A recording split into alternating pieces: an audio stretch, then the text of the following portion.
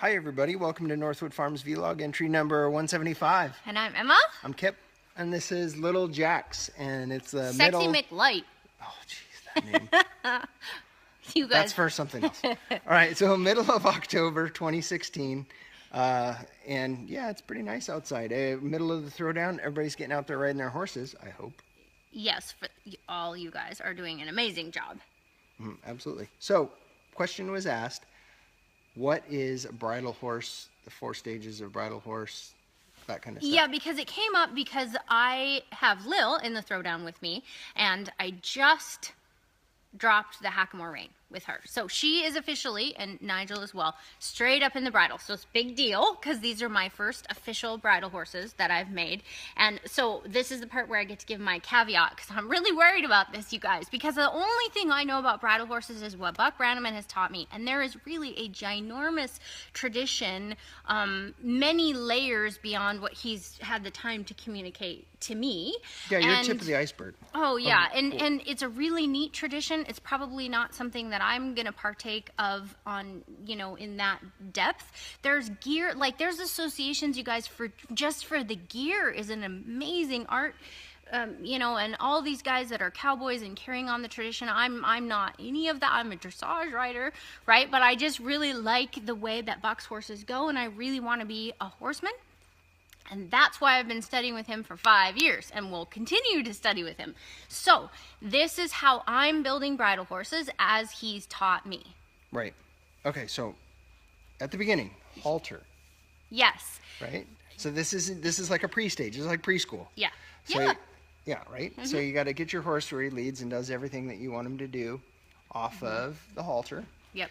And then you get on, put a saddle, get a first couple rides in the halter. Yep, they just pack you around and you kind of lead from, they let you lead them around from their back, and it's just one rein, And then you go straight to the snaffle bit. Yes. Okay, so explain, snaffle bit. Okay, so this is the snaffle that I use all the time. Look, my non-fancy headstall, you could spend a fortune on headstalls. You should see some of the amazing stuff, it's beautiful. But I have the economy version. And this is the Jeremiah Watt fixed ring snaffle. We don't really want the rings to spin. Here, of course, I have a little chin strap, and then this is a really important component. I remember the first time Buck explained Piaffe to me, and I was like, oh, that almost makes you want to put a slobber strap on your bridle. He's like, don't get too excited now.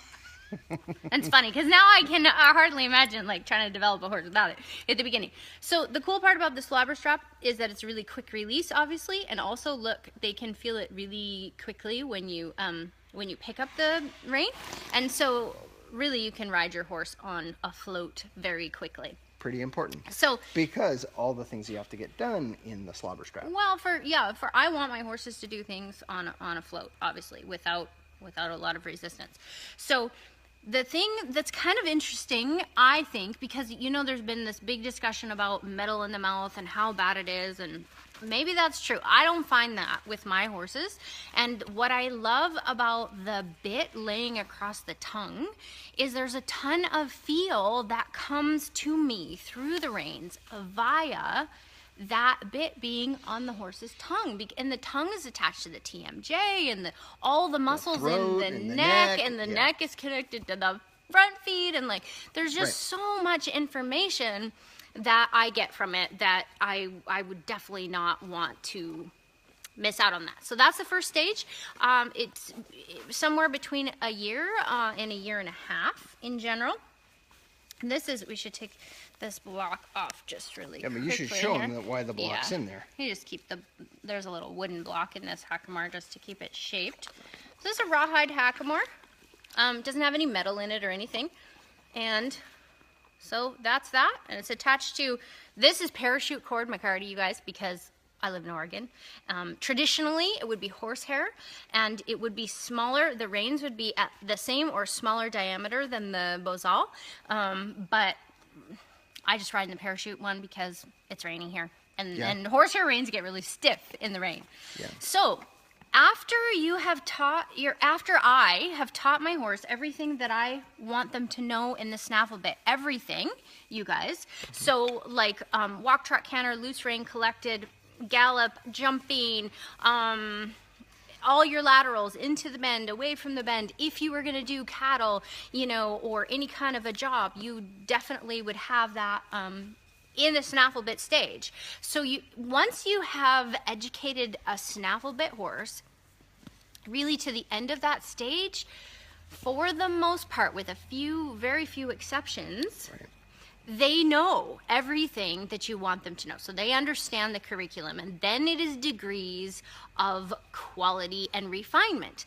And what's really interesting about the hackamore stage is that when you put the bozal on their nose, the feel, it was big. It was really, really big education for me, because you have the entire skull in a way that's different, in fact, than riding in a halter, which I've done a lot because of my Pirelli background. But the bozal is certainly a different feel. And if you've educated the horse to your soft feel going from the nose, or from the feel from the reins all the way through to the hind leg, now when you can lift the skull, it really affects your longitudinal balance with the horse. It's really cool. But of course, you got to go through and retouch on everything. Meanwhile, your horse is developing physically as well.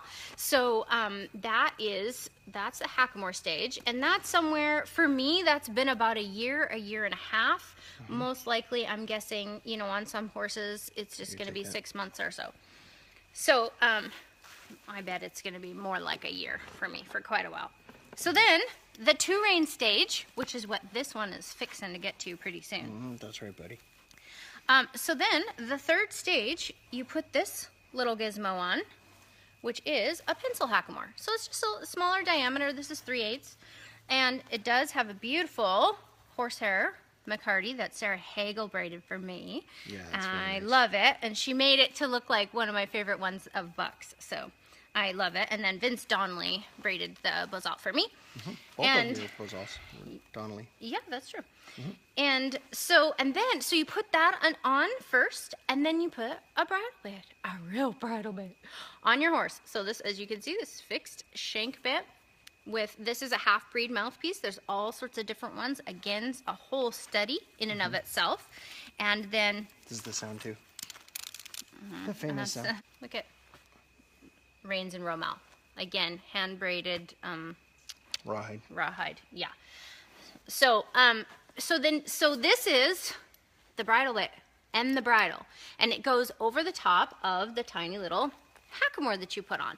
So the 2-rein stage is a transition stage where the horse can pack around the bridle bit, and you really can just ride them off the hackamore rein. So they know that because you've made them nice, hopefully, and soft in the hackamore. So just riding them off the little hackamore is no big deal. And then as you progress through the stage, then you just sort of even up your reins. So they start to feel the bridle rein, and eventually you back off of the hackamore rein. We should talk about that more in a different vlog too, because there's a whole nother discussion on when you start feeling that you don't need to make those small adjustments in the hackamore, and you're feeling it in the bridle. Yep. And it's really a lot to do with where your horse is at mentally too. Yeah, that's true. And the consistency of it. And we've had the question too, how do you know how to progress? And so I'll talk about that in just a second. But so then eventually, when you're really just riding off the bridle rein all the time, then this is what I just have done, you guys, is then I just don't put the pencil hackamore on anymore. Right. Buck's deal is that he always does ride with a bozalita underneath his bridle, as a nod to Bill Dorrance. I need to get one. So, Yeah. but that's really it, is you're just riding off the bridle rein. So, couple of rides in the halter and 1 rein, about a year and a half in the snaffle bit, a year-ish in the hackamore, probably like a year, a little bit less maybe in the 2-rein, and then straight up in the bridle. So like Jax has been in the hackamore since June, and I'm kind of thinking maybe beginning of next year I'll 2-rein him. I'd like him to have his flying changes Yeah, he's got little that better. solid. Yep. And so, but he's feeling good. He's like, okay, so then what I would say, you guys, is that at each stage, it's like, well, how do you know? Okay, the first thing is, does my horse know the curriculum? Do they know the curriculum? Because if they don't, then I need to stay at the snaffle bed stage. Yeah, and what corrections are you needing to make using what tool? I mean, if you're at the snaffle bed and you're right, if your horse isn't consistently choosing to do the correct movements, right? Well, yeah, I would just say that at the snaffle bit stage, they need to learn pretty much everything. Again, my exceptions would be collected flying changes, pirouettes, really collected canter pirouettes, and piaffe and passage, because those are physically extremely demanding, and they might take longer to develop biomechanically than some of the other things. And I have progressed, particularly Lil, and then I moved him to the hackamore before they really had the flying changes. That was for my own education, and it was really important because there's stuff you learn at every stage. That's the thing, is it really has taught me so much about the way a horse feels. I don't know if that makes sense to you guys, but the way that a horse feels through the stages, and the way you can kind of touch them is different.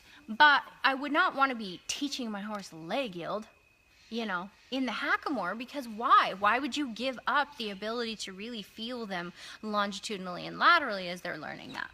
Absolutely. So that should be it for this, though, because it's really long. I knew it would be.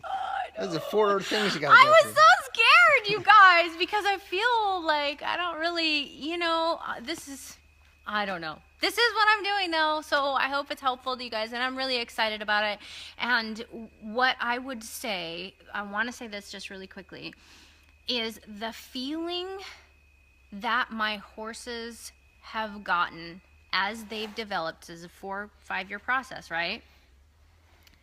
There's a contentment. There is such an amazing contentment, and they feel strong and happy and excited about what they're doing. It's a good feeling when they're that educated. Right. And they carry it through everything they do. It's crazy. Out in the field with other horses. It's unreal. Yeah, and that's what I wanted all along. Yeah. So thank you, Mr. Buck. That's right. All right, so we'll see you guys next time. Gosh, we got a lot to go over. I know. I hope you guys are ready to be stuck with us for a long time now. Yeah. So. Lots of stuff. All right. We hope you guys have a good week going forwards. All right, see you guys. Bye. Bye.